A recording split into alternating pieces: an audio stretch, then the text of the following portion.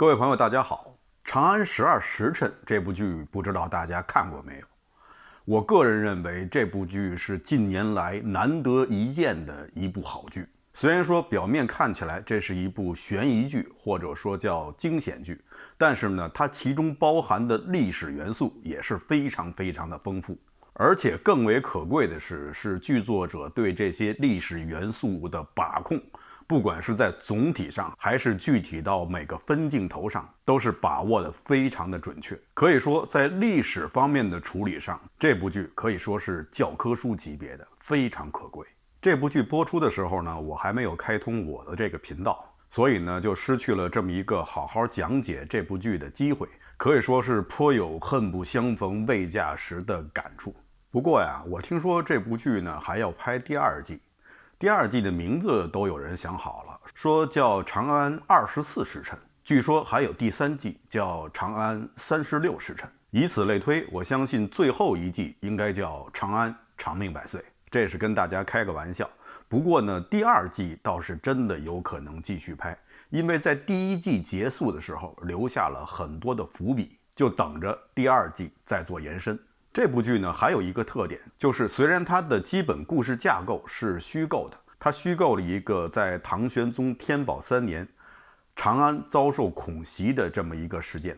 虽然说这个事件在历史上并不存在，但是在剧中卷入这个事件的诸多的人物，在历史上却都是真实存在的。而且更为可贵的是，这些人物的基本人设也都符合历史上这些人物的本来面目。所以今天呢，我就想和大家聊聊这些历史人物的来龙去脉，这些人的人生走向。如果您已经看过这部剧，那么听完我的讲述呢，您可能会对这些人物有更深的理解。如果您还没有看过的话，那也没关系。在听了我的讲述以后，如果您有时间看这部剧的话，那么相信您会看得更加的明白，也不枉费了剧主创人员的这番苦心。咱们先来说说这部剧的大男主，由雷佳音主演的张小敬这个人。张小敬这个名字呀，听起来大家都会觉得一点没有古人的感觉，就感觉像是自己曾经的某位同学。如果说在剧中他是一个虚构的人物的话，我相信大家完全可以理解。但是呢，这个人物还真的不是虚构人物，在历史上是确有其人。那他又是谁呢？安史之乱以后，唐玄宗一行匆匆地逃出了长安，他们来到了马嵬坡。这一天当时的宰相杨国忠正在和几个吐蕃的使者在交涉着什么，估计可能是唐玄宗一行出来的非常匆忙，食物带的都不够。随着他们一起跑出来的吐蕃使者，当时呢可能正在和杨国忠交涉，能够给他们多分配一些食物。正在几个人说话的时候，突然有一队禁军经过，其中就有人大声喊道：“杨国忠与吐蕃人私通，企图谋反。”杨国忠一听这话是扭头就跑。朋友可能会问，杨国忠心里没鬼，他跑什么呀？那个时候大家的神经都是高度的紧张，而且秀才遇到兵，有理说不清。杨国忠可能觉得还是先跑为妙，但是他还是跑晚了。这队禁军中的其中一个士兵弯弓搭箭，一箭就把杨国忠射落于马下。这名士兵又马上的冲过来，一刀砍下了杨国忠的首级。这个人是谁呢？他就是张小敬。这个故事也是记载在了一本古书中，这本书叫《安禄山事迹》，作者姚汝能。看过剧的朋友可能马上就会反应过来，姚汝能不是就是在剧中协助张小敬办案的那个姚汝能吗？没错，说的就是他。有意思的是，在这部剧的最后一集，还有人塞给了姚汝能一枚金币。这枚金币叫萨珊金币，是粟特人专用的一种金币。那么这枚金币是不是把姚汝能与粟特人安禄山联系在一起呢？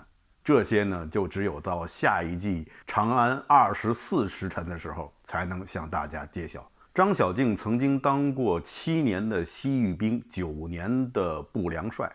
部良帅、部良人是什么意思呢？部良人呢，可以说是唐朝的一个基层的治安组织。组成的人员是参差不齐，很多人都是以前有过劣迹的人，所以被称为不良人。他们的首领就叫做不良帅。他们也做一些行迹逮捕追查的事情，但是呢，和官方的正经的捕快呢又有所不同。因为这些人的特殊背景，所以呢，他们可以做一些正常途径上做不到的事情。张小敬既然做过这么多年的西域兵，这也告诉我们，当时唐玄宗时期已经实行了多年的募兵制。以前呢，我们讲过，从北魏一直到唐朝初年，一直实行的是府兵制。后来就是到了唐玄宗以后，才开始实行募兵制。那么什么叫府兵制，又什么叫募兵制呢？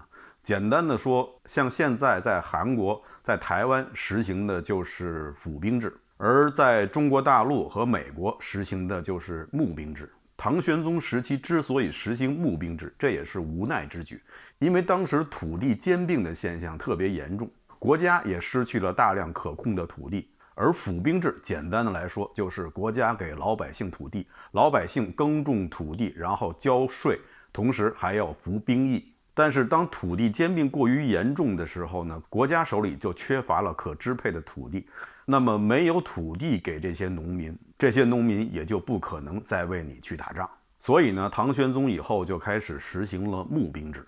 募兵就类似于现在的职业军人，不是用土地，而是用军饷来养活的这支军队。除了张小敬以外，剧中呢还有一些人物，虽然只是在剧中匆匆掠过，但是在历史上却是鼎鼎大名。比如说在第一集中出现的那个醉酒后来被突厥的狼卫杀死的长安人焦遂，这个人也不是一般的人物，他是被称为隐中八仙之一。这八仙其中就有贺知章、李白、李世之、张旭。张旭就是写草书的那个张旭。贺知章和李世之这两个人在剧中都出现过。李白虽然没出现，但是他的诗出现了很多次。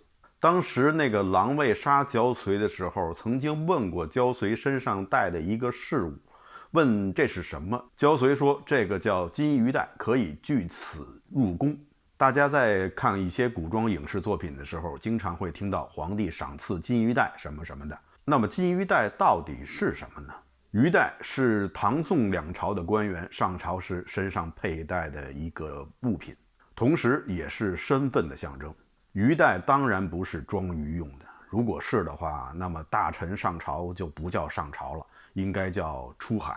鱼带是装鱼符所用。鱼符上呢会刻着官员的官职姓名，这可以说是这个官员的身份证。如果皇帝需要招这个官员入宫去面谈的话，宫门的守卫会勘验这个官员的鱼符，并不是所有的官员都有鱼符，只有5品以上的官员才佩戴鱼符，而只有3品以上的官员才会特赐金鱼带，3品以下佩戴的是银鱼带。到了宋朝，鱼符就被取消了，但是鱼带呢仍然保留下来，作为官员的一个身份的象征，也是一种荣誉。唐朝呢也不是一直都是佩戴鱼带，曾经在武周时期，鱼符改成了龟符。这也就是在天宝初年，李白第一次到长安的时候，第一次见到了贺知章。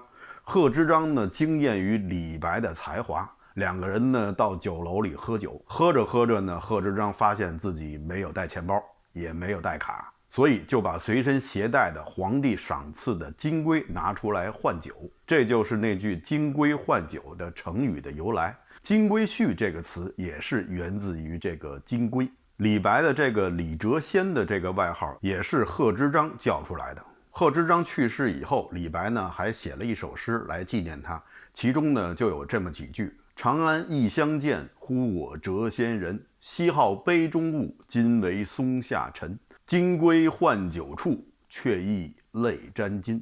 贺知章这个人在剧中也有呈现，就是剧中的河监。之所以叫河监，因为贺知章最高曾经做到了纵3品的秘书监。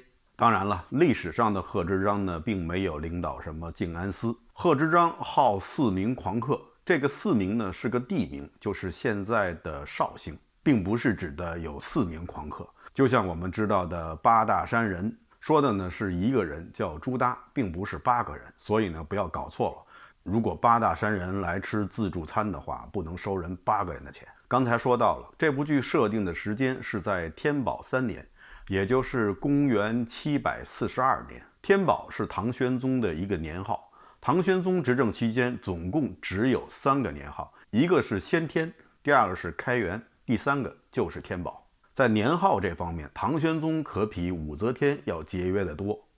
武则天总共执政了21年，总共用了18个年号，有的时候1年就用了3个年号。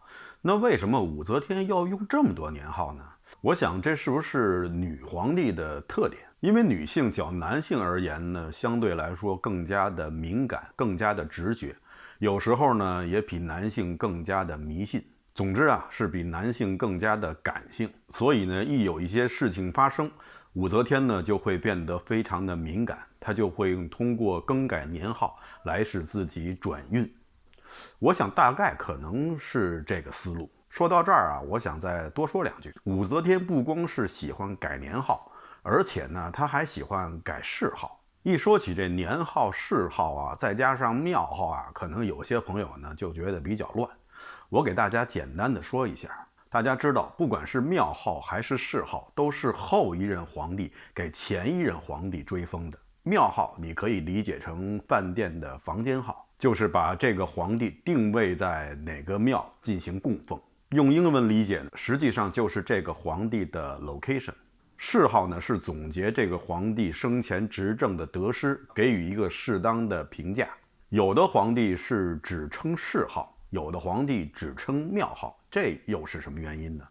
这是因为在汉朝的时候啊，并不是每个皇帝都有庙号，庙号只赋予那些做出重大贡献的皇帝们。比如说汉朝有20几个皇帝，能有庙号的不过就只有7个，所以你就不能用庙号来称呼这些皇帝们，因为有些人根本就没有庙号，所以汉朝的皇帝就称谥号。到了唐朝，情况发生了变化。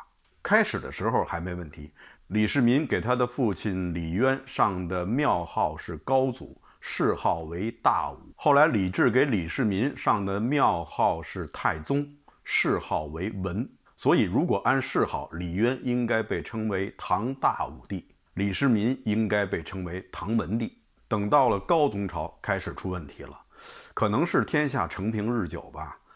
唐高宗李治和武则天这2口子呢，闲着也没事干，2个人呢盘腿坐在炕上，在把该干的事情都干完以后，就想我们该干点什么呢？要不咱们给自己加个尊号吧。于是呢，李治就被尊称为天皇，武则天被尊称为天后。后来呢，2口子又觉得似乎有些不妥，如果他们都叫天皇天后了，那他的爸爸他的爷爷们又该如何称呼呢？所以呢，这2口子觉得不合适，又把他的父亲李世民和爷爷李渊的谥号也改了。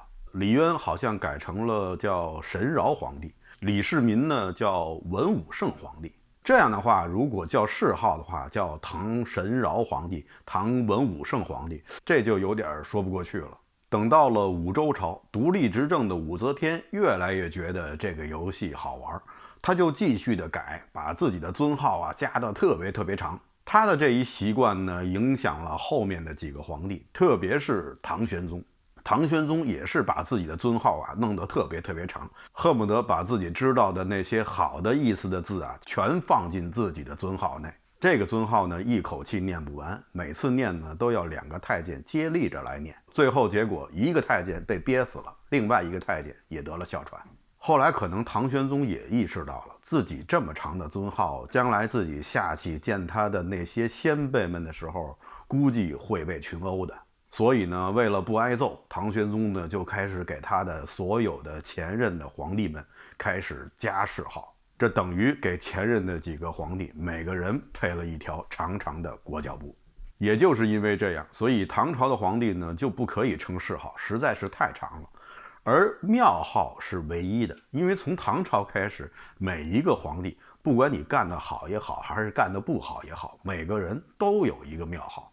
所以唐朝称皇帝就开始称庙号，宋朝也是称庙号，而到了明清朝呢，大家方便了一个更方便的记法，就是记年号。因为明清朝的皇帝呀，他执政期间只有一个年号，除了明英宗以外，因为他是在土木堡之前之后2次登基，所以呢，他有2个年号。其他的明清皇帝都只有一个年号，比如说我们知道的正德皇帝、嘉庆皇帝、乾隆皇帝、康熙皇帝等等，这说的都是年号。好的，跑题回来，咱们回到正题，继续说长安12时辰。在剧中啊，这个故事设定在天宝3年的上元节。上元节就是我们熟知的正月15元宵节。上元节主要的庆祝活动呢，就是赏灯。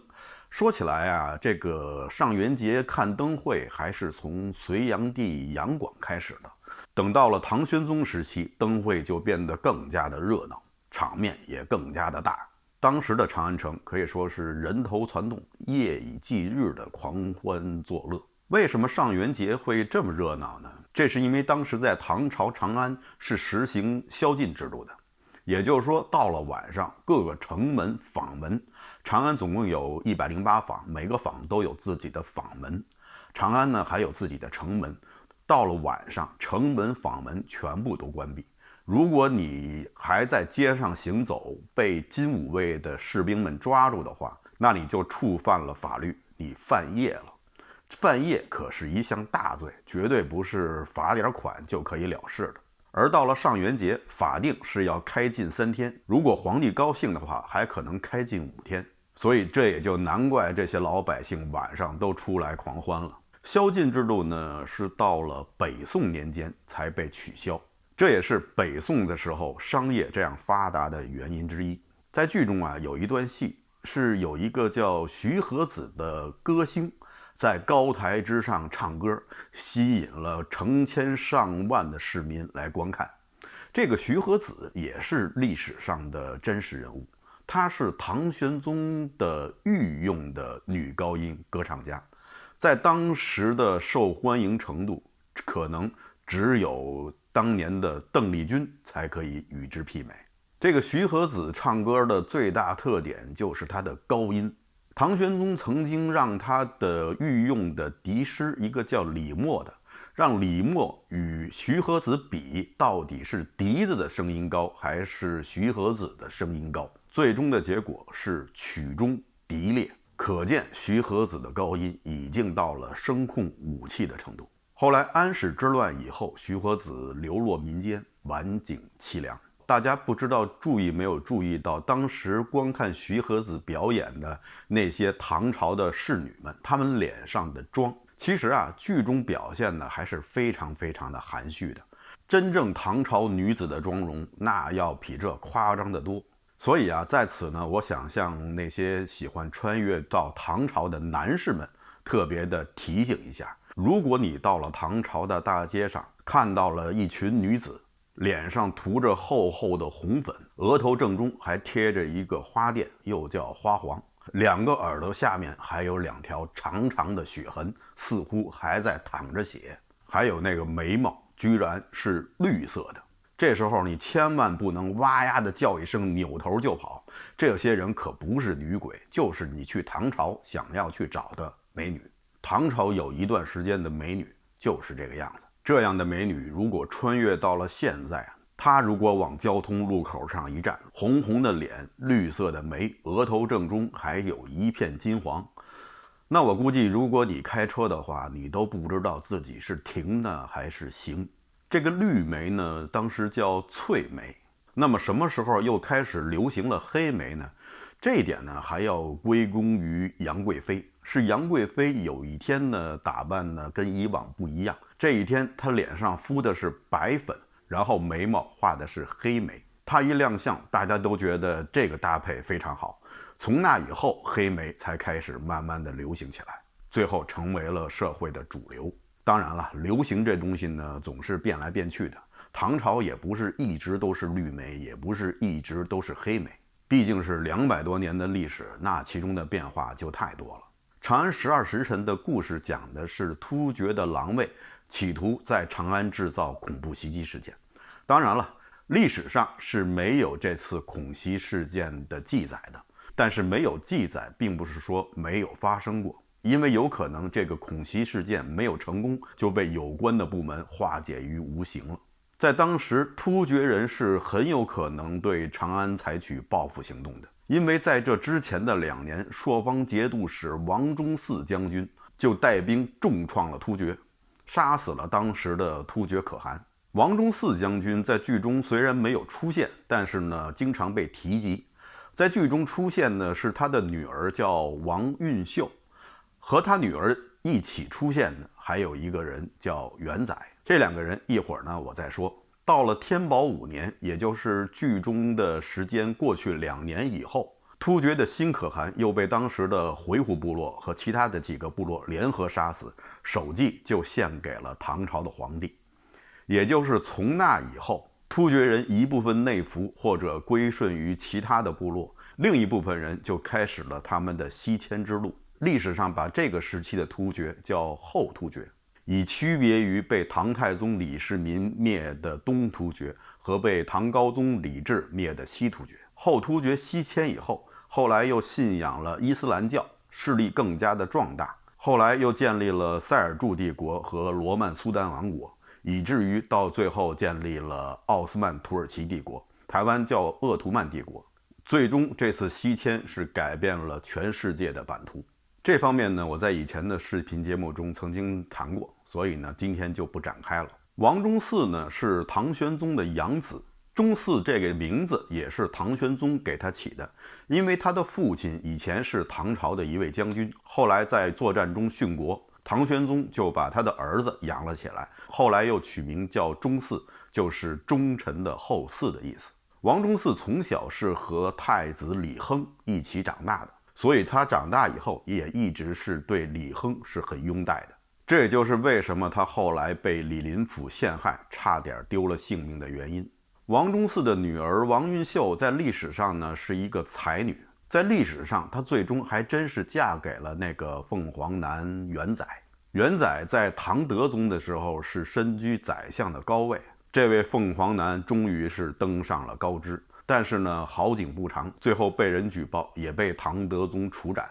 当时唐朝的法律规定呢是罪不及家人，所以呢王运秀可以不死。当时他有一个选择，当时他可以入宫为婢，因为他颇有才名，所以呢他入宫以后给他分配的工作呢是教那些皇子们读书，应该说是一个非常好的一个出路。但是王运秀拒绝了，他说：“我王氏13娘，20年节度使女，16年宰相妻，死亦幸矣。”最后因不服王命被鞭挞致死。在唐代宗时期，元载呢曾经把一位大臣排挤出了朝堂，这位大臣呢叫李密。倒不是李密真的怕了元载，而是李密这个人不屑于与人争斗。李密本来就是一个不食人间烟火的得道之人，他也就是剧中的静安司司丞李泌的历史原型。李密出身名门，他是北魏时期8柱国之一李泌的6世孙。隋唐末年，瓦岗寨首领李密是他的曾叔祖。从小李密就生就了一副仙风道骨，据说呀，他身子特别的轻，可以在屏风之上行走。曾经有一个道士看了李密的面相以后呢，就对他的家人说这个孩子15岁就不在人间了。当时肯定是遭到了他们家人的一顿臭揍。揍完以后，这个道士才喃喃地说出了一句话，说他要去上天当神仙。李密的家人就记住了这个道士的这句话。等到了李密15岁的时候，果然那一天天空传来了仙乐之声，估计是上天派人来迎接李密上天当神仙去了。李密的家人不想让这个孩子就这么离开自己，所以呢，就让家丁们往天上泼一些蒜汁儿什么的，生生的把天宫中迎仙人的仪仗队变成了蒜泥白肉。这估计是天宫历史上最惨的一支仪仗队了。在唐玄宗时期，李密呢就被称为神童，但是呢，他并没有怎么在朝中为官，他又退隐了山林，继续他的修道。后来唐玄宗又想起了他，把他招入了皇宫，与太子一起读书，这也就是为什么他和剧中的那位太子关系甚密的原因。他一直是太子的伴读。剧中的太子好像是叫李宇，就是后来的唐肃宗李亨。等到安史之乱以后，太子李亨在灵武称帝，遥奉唐玄宗为太上皇。这时候李亨做的第一件事情就是马上召李泌来到他的身边，帮助他出谋划策。从这时候起，李泌开始在唐朝的政坛发挥他的作用。唐肃宗李亨对他是言听计从。安史之乱平息以后，唐肃宗呢曾经问李泌说：“你这么大的功劳，你该让我怎么赏你呢？”李泌说：“官职啊，荣华富贵啊，我出家之人都不在乎。我唯一想做的事情呢，就是想枕着陛下的膝盖睡一觉。”唐肃宗当时是一笑置之。后来有一天，李泌正在熟睡，唐肃宗就走了进去，把李泌的头抬起来，枕在自己的双膝之上，让李泌在他的怀里甜甜地睡了一觉。李泌就这样成功地把皇帝睡了。那么李泌为什么会提出这个要求呢？是不是他有什么特殊的嗜好？这个呢，还真不是。用他的话说，皇帝呢是天上的一颗星辰，自己呢就像是一颗流星。他想看到自己这颗流星特别的靠近皇帝这颗恒星时，星象会发生什么样的变化，这也算满足了他一生的夙愿。所以呢，千万不要理解这是一个什么断背山的故事。唐肃宗病逝以后，李泌又相继辅佐了唐代宗和唐德宗。在唐德宗的时候，曾经位居宰相的高位。李泌这个人呢，不愿与人争斗，虽然多次遭受奸臣的陷害，但是呢，他经常是一走了之，回到山里继续修道。所以说，李泌的主要身份呢，应该还是一位化外的道士，当官只是他的一个业余爱好而已。最后，我想说说剧中的大反派林九龄。在历史上，林九龄就是李林甫。关于李林甫啊，《新唐书》与《资治通鉴》与《旧唐书》对他的评价有很大的不同。《旧唐书》也认为李林甫做了很多奸佞之事，但是呢，也正面评价了他执政的能力和他在执政期间做的很多对后世有很深影响的工作。而《新唐书》和《资治通鉴》对李林甫则是全盘的否定。口蜜腹剑这个词就是出自于《资治通鉴》。唐玄宗时期的宰相啊，不管是姚崇也好，宋璟也好，张九龄也好，一般也不过就是执政3-4年，然后就换另外一茬宰相。而李林甫却执政了19年之久。之所以造成这个局面，根本的原因还是在于唐玄宗本人。宰相的频繁更替虽然有助于政策的推陈出新，但是对于皇帝而言，就面临着很多的工作，很多的关系要重新的协调。唐玄宗到了天宝年间以后，大概是觉得累了，他呢就想扶持一个自己的全权的代理人，于是他就选定了李林甫。他看重的是李林甫的工作能力。李林甫这个人呢，没什么才学，也是历史上有名的白字先生。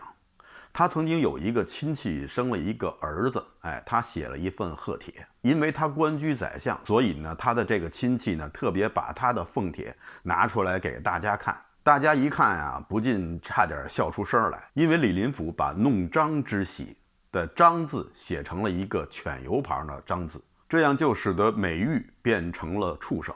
弄璋之喜，大家知道这是指生了一个儿子，而弄瓦之喜指的是生了一个女儿。很多人以为弄瓦之喜呢是古代人对女性的一种歧视，因为璋是美玉嘛，而瓦呢有些人理解为瓦片，就是一些不值钱的东西。但实际上呢，这个瓦指的并不是瓦片，而是织机上的一个零件。所以弄璋之喜和弄瓦之喜都是代表着父母对孩子的一个期望。